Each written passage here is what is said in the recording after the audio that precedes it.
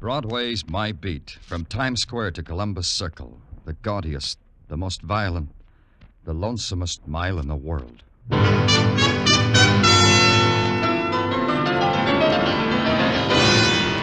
Broadway's My Beat, with Larry Thor as Detective Danny Clover.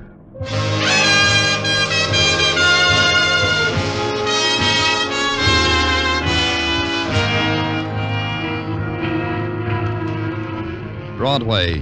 It's the end of the dream and the start of the wilderness. The dumping ground of odds and ends and beginnings and leftovers. It's a place to stop and take the kind of pleasure you need. It's a street of neon names that beckons to your loneliness. And you better hurry, kid, because it's a street where your name is written on water. It's Broadway, my beat. At 11:45 on a January night, you look down on Broadway and watch it generate its own heat, like I was doing from my office window at headquarters. Then a call came from a shy caller. He preferred to be anonymous, he said. And he gave an address and he said I'd better come there. He said not to knock, to walk right in. And his disguised voice couldn't disguise the urgency in it. So I went. The address was on 116th Street, just off Amsterdam, a section where the posters are in Spanish and furtive laughter mixes lightly with a dimly heard tango rhythm. The street was dark and there were no house numbers. I beg your pardon, where's number 212? Thanks.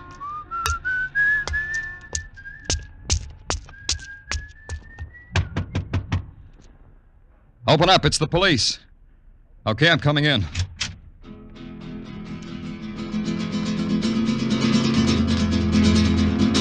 She sat there, like death almost. Only her fingers moved, whipping the strings of a guitar.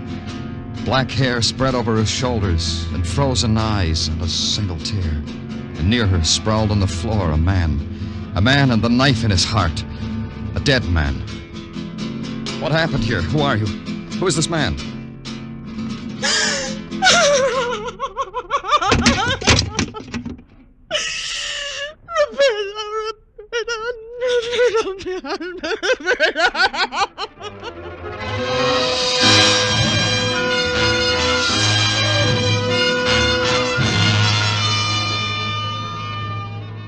Her hands lost the guitar, searched for it, then her body twisted slowly to the floor.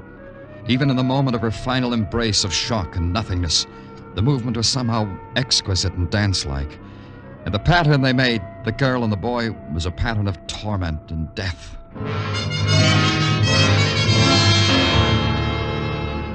Then the cold cycle of murder began. The dead boy's wallet established him as Roberto Segura, and this room was his home. Dr. Sinsky reported that the boy had been dead for 3 hours, probably killed at about 9 o'clock. The girl was Cristina Perez. She was in extreme shock and should be taken home. She was. I waited until morning to go back to her.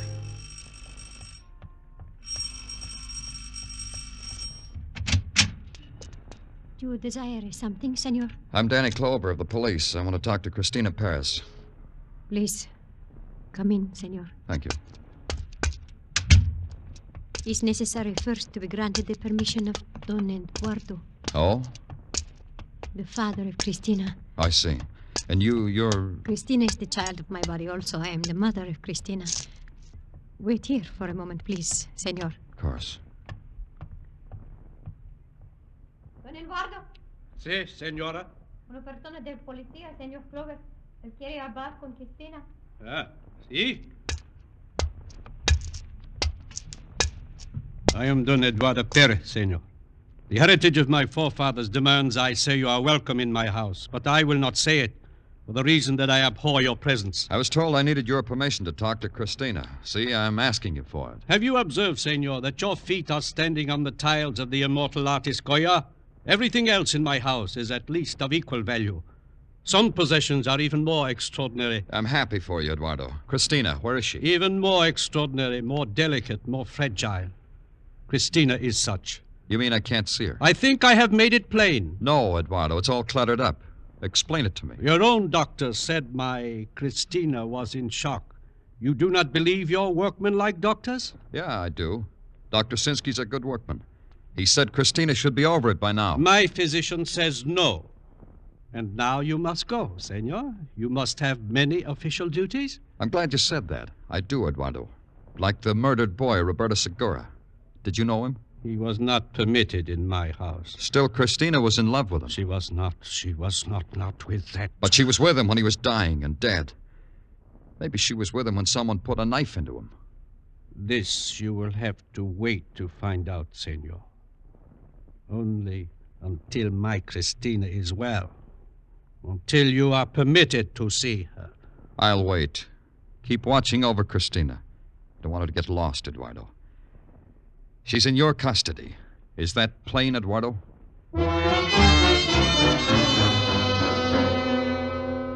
Don Eduardo Perez smiled his finest Castilian smile to make it known that it was plain. He made it even plainer by looking my hat onto my head, then staring me out of the door. I called headquarters. They had a couple of things for me. They'd searched Roberto's room and noted that the only bright spot in the otherwise drab walk-up was a color photograph of Christina Perez. And then the maybe important thing. Roberto had a roommate, one Johnny Martinez, a dishwasher, they told me, because they'd checked, in a restaurant on 112th Street. That's where I went to see Johnny Martinez. Your name Martinez? Johnny Martinez? What'll I put down these dishes? Yeah, I'm Johnny Martinez. Haven't I seen you before? Maybe my back was turned because I don't remember you. You're a boxer, aren't you? I've seen you at the fights. You must have come early to see me. Never fought better than the first 4-round prelim. I got yellow in one fight. Never left me. I'm from the police. My name's Danny Clover. What have you been doing? Been doing in jail for a year and a day. Tuesday will be an anniversary of my being out 3 months. What'd they get you for? Attempted robbery with a weapon. I stuck a shiv at a small man with glasses. He hit me over the head with a briefcase and knocked me cold. I lost that like I lost everything else. You roomed with Roberto Segura. You know I did, else he wouldn't be here. Know any reason why he should be murdered? Sure, somebody hit him. You? No. Not me. Papers say Roberto was killed at 9 last night. I was here till 10:30. 8 hours all the time. Ask the proprietor. Yeah. Tell me about Roberto, Johnny. What was he, Clover? A guy with long sideburns, a family tree from Guadalajara, and maybe a $1.35 in his pocket. Like me. You're a bitter boy. No, not bitter. I read the right papers. Roberto never would. Do you know Christina Perez? I'm not trying to stall you, Clover. Takes a second to gather up all the nice things about her and turn them into a smile. That way, huh? Do you know her, Clover? Have you talked to her? Have you looked at her? Only she loved Roberto. I know. Now what? Roberto is dead. Now I can try my best. Now I'll get haircuts and be a gentleman. And in a week or so, Christina will smile. Because I'll say something that'll amuse her. Anything else, Clover? Yeah. What did Roberto do last night? What were his plans? Same as always. He spent the evenings at Papa Candelaria's place. I guess last night, too, part of it. Papa Candelaria, huh? What's that? Upstairs private club for the natives, Clover. Tried 1203 116th Street. Upstairs, but legitimate. They open at 9 p.m. Thanks, Johnny. I'll see you. Yeah, sure. I'll look for you.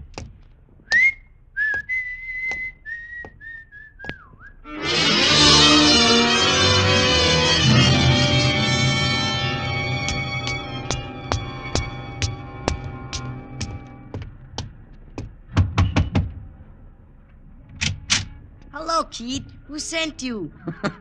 Hello. What's your name, kid? Joe Candelaria. I am 11 years old. I am in the 7th grade. And when on a case, I am allowed to stay up until 12 o'clock at night. What's your name, kid? Danny Clover. Danny? I like that name. Then you won't mind that I'm from the police, huh, Joe? Mine? I am delighted. You are my brother. Huh? Positively my brother. I myself am a private ojo. What? Private ojo. Is Spanish for private eye. Oh, I'll bet you're good, Joe. The best, sweethearts. Nothing escapes from my keen eye, my keen intelligence. Only last night, I saw a big black car with 2 hoodlums sitting in it with dangerous machine guns. Joe, The other day, I found a lady's glove. One glove. And I knew she was in desperate trouble because she left behind one glove. And this to Joe Candelaria was a clue. I hate to break it up, Joe, but I got to get in there into the club. Is it all right? Oh, So, you are on a case too? Yeah, Joe, that's the way it is. A case. You understand, as a fellow professional. Don't speak further. I understand. It's a room at the end of the hall, brother. Thanks, pal. Good luck, sweethearts. I go back to my post. The room at the end of the hall was without windows. Its walls whitewashed to better display the posters of gypsy dancers in scarlet, of bullfighters in gold, and of wounded bulls on yellow sand. The shadows of the men that filled the room were black and of great depth. Over it all hung a veil of cigar smoke and the odor of licorice. And in the center, in a cleared space, dancing to savage music, was Cristina Perez, like some animal in fury. Watching her at a little marble-topped table was her father, Don Eduardo. Your physician, Eduardo. He prescribed this for Cristina? Quiet, fool. Cristina is dancing. Flame. Take her. Look at her.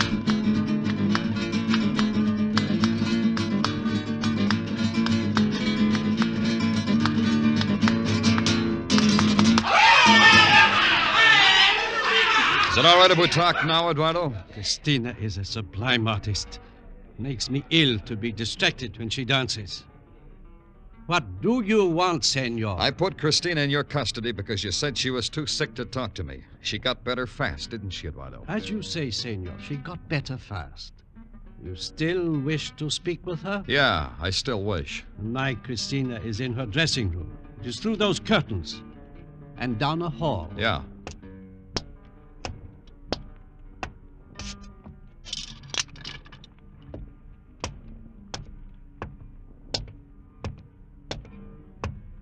Hey, what? Whoever it was didn't answer me. Whoever it was pounding on me. Over and over. Whoever it was.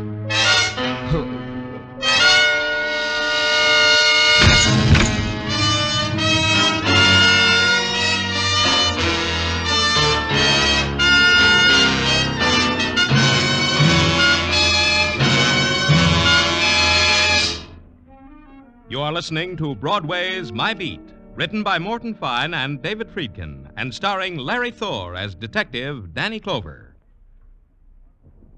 Benny and Bergen, Crosby and Groucho, Luigi and Irma.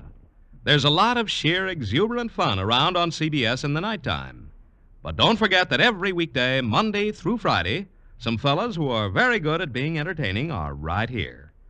Reading from right to left, left to right, and right down the middle, they are Gary Moore, Art Linkletter, and Arthur Godfrey.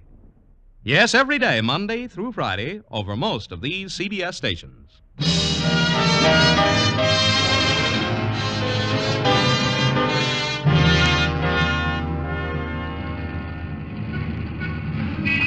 Broadway is a place that hardly ever gets excited.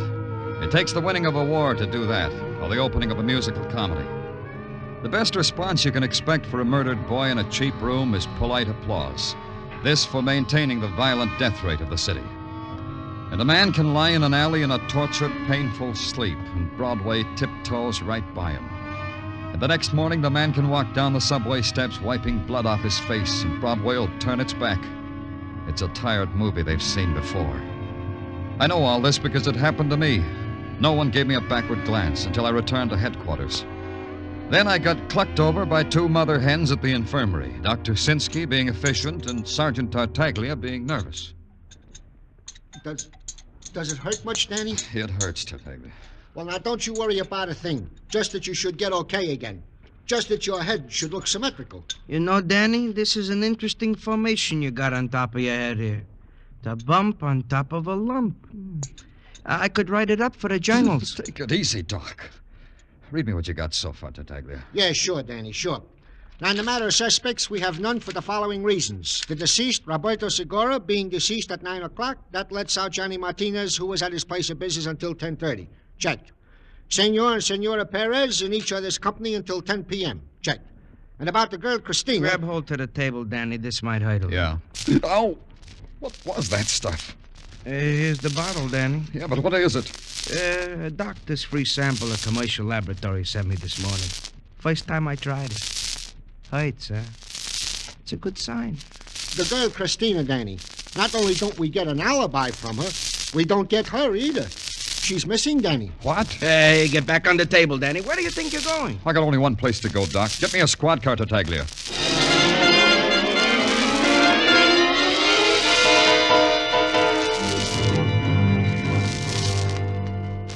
Papa Candelario?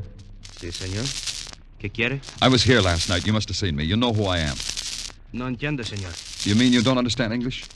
No inglés. No entiendo. Try hard, Papa. I'm of the police. Police, understand? No entiendo, señor. Try this. I was beaten up here last night. This could make trouble for Papa Candelario. Big trouble. Papa Candelario. Yo soy Papa Candelario. ¿Qué quiere, señor? Cristina Perez, Papa. What does that do to you? Cristina Pérez. Muy linda mujer. Yeah, Papa, yeah. Cristina Perez, that's right. Where is she? She was here last night. She's disappeared. Oh, look who is here. My brother, Danny Clover. Joe, am I glad to see you. And I am glad to see you, sweetheart. You know that big case I was working on? A big black car with a gun source? I think it is all solved. Joe, listen. I want you to do something for me. Anything, Danny. You are my brother. I want you to translate for me. Huh? I have to ask your father some questions. He doesn't understand English, so I want you to translate for me. Papa, please. Danny is my brother. Please speak to him. All right, Jose. I will tell him. Oh, then you do. Sí, señor. I do speak English. I only tell you this because it is the wish of my son, whom I love.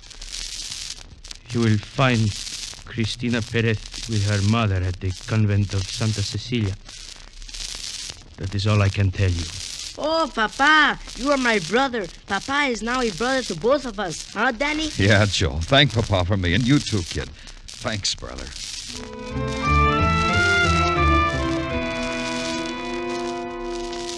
The convent of St. Cecilia stood high on Morningside Drive. A sister led me through a courtyard and into a gray stone building and into a room. A large room, simply furnished, and told me to wait. Then she left. It was 15 minutes before the door swung softly open again. Senora Perez and his daughter, Cristina. They didn't seem surprised to see me. They walked to a cast-iron bench and sat down and folded their hands and waited. Senora Perez? Who was it that sent you to us, senor? Papa Candelario. This is difficult to believe. No, Mother. It isn't difficult. You must realize, like I do, that it's useless to hide from the police. Why are you hiding, Cristina? My mother thought it was the best way. Now it doesn't matter. Well, that still doesn't explain very much. You were in Roberto's apartment when I found him dead. You were dancing when you should have been sick. You ran away when you should have been available. Let's start up top and see why. I was supposed to meet Roberto. A rendezvous, Mr. Clover. On the night he died. He was late. I went to his place to look for him. I found him dead. Go on. I danced because my father wished to look at me dancing. I do not disobey my father. Under any circumstances, never. Cristina. Mr. Clover isn't a fool. He'll find out anyway. Cristina, enough. You have said already too much. And I ran away because my mother wished me to run away. I do not disobey my mother either. Tell me something, Cristina. Tell me about Roberto. I loved him. Your father. What was his reaction to Roberto? My father hated him. Roberto had a roommate, Johnny Martinez. What about him? My father hated him. I'm getting the impression that your father hated anyone who had an emotion about you. Senor Perez, he is evil. I tell you this because you should know it. I tell you he is evil. He will never return to Senor Perez. You understand why, senor? I'm beginning to. What now, Cristina? What are you going to do now? That depends on you, Mr. Clover. Am I arrested? Not if you stay right here, you're not. It will be like that then. Good. Don't worry about anything, Senora Perez. If what you say is true, your husband had his own type motive for killing Roberto. Except for one thing. And that is what, senor? He just couldn't have done it. You're his alibi for 9 o'clock. He was with you when the murder was done.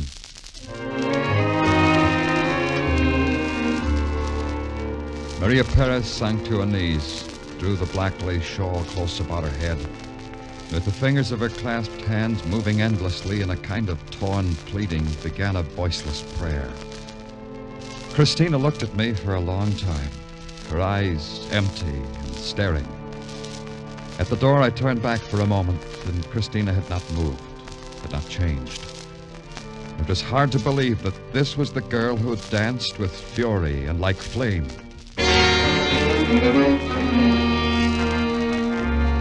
At headquarters, nothing added up. Nothing took shape.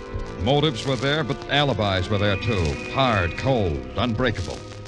No one, it seemed, was around when Roberto Segura was murdered. They had reason to be there, but they hadn't made it. They were somewhere else. I don't like busting in, Danny. What do you want, Tartaglia? Well, you have a visitor. Tell him I'm busy. I'm out. Anything you think of. Oh, I tried, Danny. I tried, but it's no use. Your visitor is... now, wait, let me see. Don Jose Miguel... It's me, sweethearts. Joe Calendaria. Hello, kid. Hi, Joe. Look, kid, I'm pretty busy right now. Oh, sure. Okay, Danny. But look, Joe, how would you like to have Sergeant Tartaglia show you around police headquarters? Oh, that would be super keen. Do you mean it, Danny? Sure, kid. Take Joe around, Tartaglia. Everything. The works. Sure, Danny, sure. Come on, let's go, Don Jose. Wait a minute, Sergeant. First, I must tell Danny it's all solved, my case. The black card, the glove, it's all solved. Let's go, Sergeant. Hey, wait a minute. What's this about the black card, Joe? You're always talking about it. Very mysterious, Danny. This black car was standing there for a long time with all its windows open. Well, that's bad, huh? I don't know about that, but it is very mysterious because it was so cold that night. So cold I wore my hoppy shirt and my hoppy jacket and my hoppy hat. Where was this car, Joe? In front of the house of Don Eduardo Perez. Oh? When was it, Joe? Night before last? That's right. Night before last. 11 o'clock by my Mickey Mouse watch. Who was in the car, Joe? You said there were 2 men. Did you recognize them? See. Who were they, Joe? Who were they? Do not ask me, Danny, because I cannot tell you. Why? A good detective should tell other detectives, Joe, when he has something important. I cannot tell you, Danny, because I am not a good detective. I am only an afraid detective. I cannot tell you.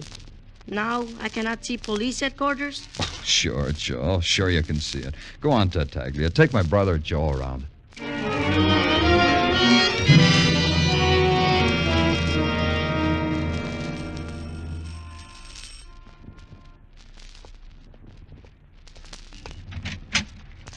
Oh, Senor Clover. Yeah, Eduardo. Senor Clover. Invite me in. You have come to tell me you have found my Christina? Yeah, that too. Let's go inside, shall we? It's warm in here. Not cold like outside, Eduardo. Where is she, senor? You have no right to torment me. It can go badly for you. For all of us. You and me. Where is she, senor? I must go to her. She's at the convent of St. Cecilia with her mother. Ah. Don't bother with your coat and hat, Eduardo. You won't need them. What? You won't need them. We'll bring Christina to you. If she wants, we'll let her visit you in her cell. What are you trying to tell me, senor? I'm not trying, Eduardo. It's easy to say. You're under arrest for the murder of Roberto Segura. You are insane. It had me fooled, Eduardo, for a long time. Such an airtight alibi. All because we thought the boy was murdered at 9 o'clock. You have a reason to believe it was at another time? Yeah. Say around 11. That was neat, Eduardo, killing him, then letting his body sit in your car in the cold air so that rigor mortis would set in quickly. You talk with the mouth of a babbling idiot. And you brought him to his room, and because it was warm there, Dr. Sinsky figured the boy had been dead for 3 hours. Because that's how long rigor mortis might take in a warm room. But in the cold, in a car with open windows, it doesn't take so long, huh, Eduardo? No. You are right, senor. It is a good way to kill. A good way to deceive the stupid ones of the law. Yeah. Yeah, we're pretty stupid, Eduardo. We don't understand how it means to possess things like Goya tiles or a daughter like Christina. Your Christina. You killed her to keep her to yourself, didn't you, Eduardo? No one good enough for Christina but you. It is as you say, senor. No one good enough. So I had Roberto killed. You had help? Of course, I do not soil my hands unnecessarily, senor. Johnny Martinez helped me. Why should he do that? Because I promised him Christina. But you, senor, for you, I need no help. I will kill you with my own hands. Give me the gun, Eduardo. It frightens you, brave, senor. Yeah, it does that. Give it to me. Drop it. Now I've got the gun, Eduardo. What does it do to you? Frighten you, huh? You will not kill me. You will Let's go, Eduardo. You got to be booked for murder. I can get to Johnny Martinez later. You got to him already, Clover. Well, Johnny. Welcome. Eavesdropping, huh? No. Don't turn around, Clover. Now that you've peeped at my gun, just keep it in mind. Sure, I've been eavesdropping. The next room. I don't mind. You can come to headquarters, too. Shoot him, Johnny. Kill him. You should have killed him last night when you knocked him unconscious. Kill him! All right. If you say so, Senor Perez. All right. Just this before you do, Johnny. Eduardo would like to know about it. Know about what, senor? The gun I'm pointing at you. If Johnny shoots me, I'm just liable to react. I'm liable to grab onto something when Johnny's bullet hits me. The trigger of this gun, maybe. Then you're liable to be shot, Eduardo. Killed, maybe. He's got a point, Senor Perez. Well? Johnny! Do what? What do you want me to do? Drop that gun! Drop it! Drop that gun!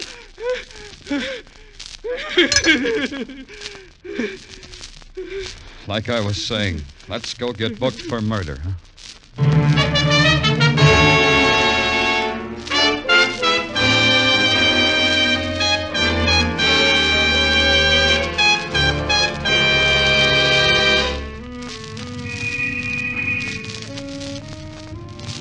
Broadway.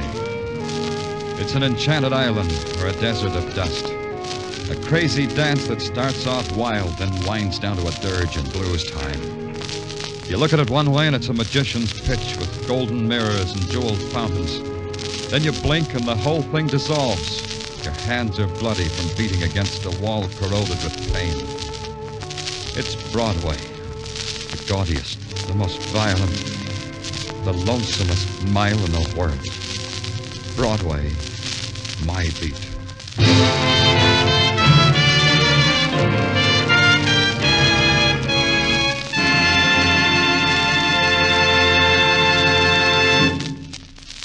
Broadway's My Beat stars Larry Thor as Detective Danny Clover with Charles Calvert as Tartaglia.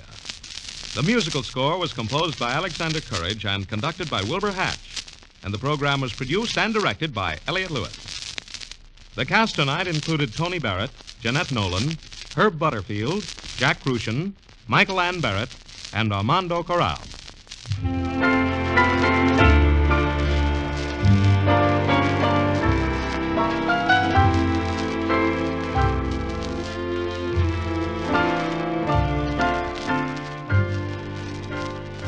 Dinah Shore, Jack Smith, Margaret Whiting, Dick Hames, the Andrews Sisters, Beulah, Edward R. Murrow, Lowell Thomas.